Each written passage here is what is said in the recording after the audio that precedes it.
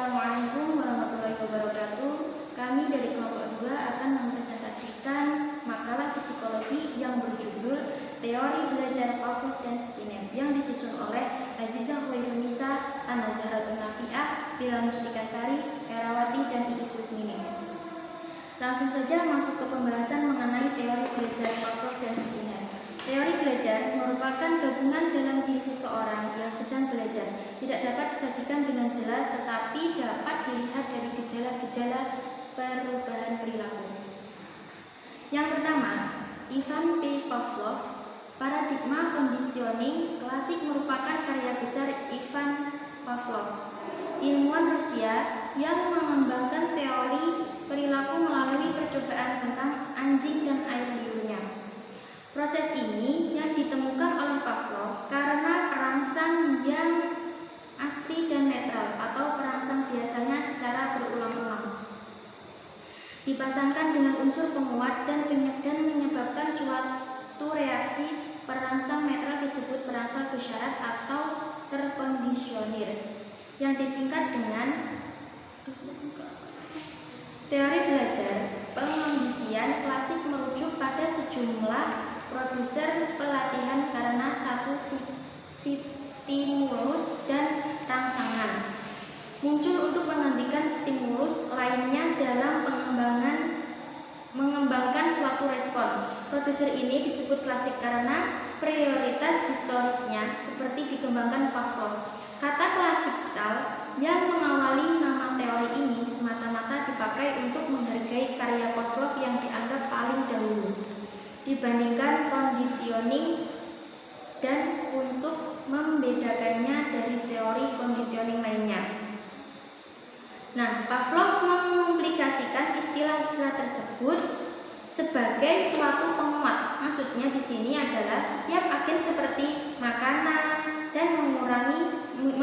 yang mengurangi sebagian dari suatu kebutuhan. Dengan demikian, dari mulut anjing akan keluar air liur sebagai reaksi terhadap makanan. Apabila suatu rangsangan netral seperti sebuah bel atau genta dibunyikan bersamaan dengan waktu penyajian, maka peristiwa itu orang belajar bersifat pasif karena untuk mengadakan respon perlu adanya suatu stimulus tertentu. Sedangkan mengenai penguat, menurut Pavlov bahwa stimulus yang tidak terkontrol mempunyai hubungan dengan penguatan.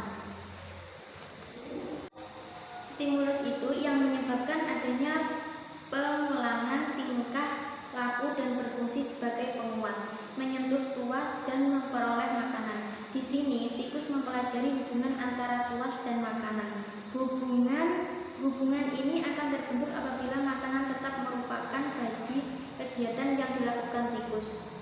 Conditioning operan juga melibatkan proses-proses belajar dengan menggunakan otot-otot secara sadar maupun tidak sadar yang memunculkan respon yang diikuti oleh pengulangan untuk penguat. Tetapi hal ini masih dipengaruhi oleh rangsangan-rangsangan yang ada dalam lingkungan, yakni kondisi dan kualitas serta penguatan.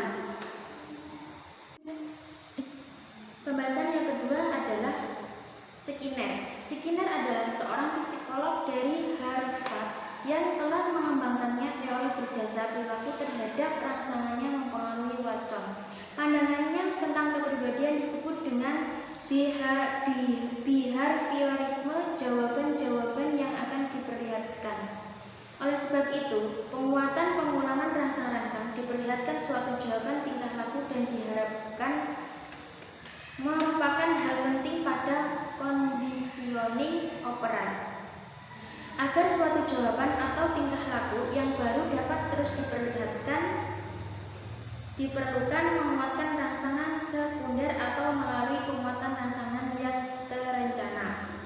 Menurut Skinner, perkembangan adalah perilaku. Oleh karena itu, para behavioris yakni bahwa perkembangan dipelajari dan sering berubah sesuai dengan pengalaman. Konsep-konsep yang dikemukakan Skinner tentang belajar lebih mengungguli konsep pengalaman lingkungan untuk mendemonstrasikan pengisian operan di laboratorium, Skinner meletakkan seekor tikus yang lapar dalam sebuah laboratorium. Skinner meletakkan seekor tikus di dalam kotak yang disebut kotak Skinner.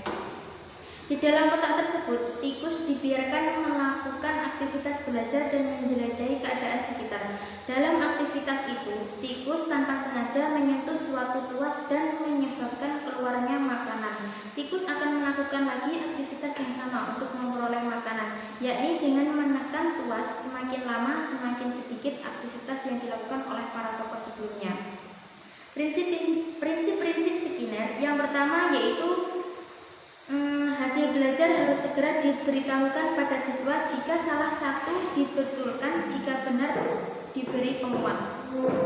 Yang kedua, proses belajar harus mengikuti irama dari yang belajar. Materi pelajaran digunakan sebagai sistem modul.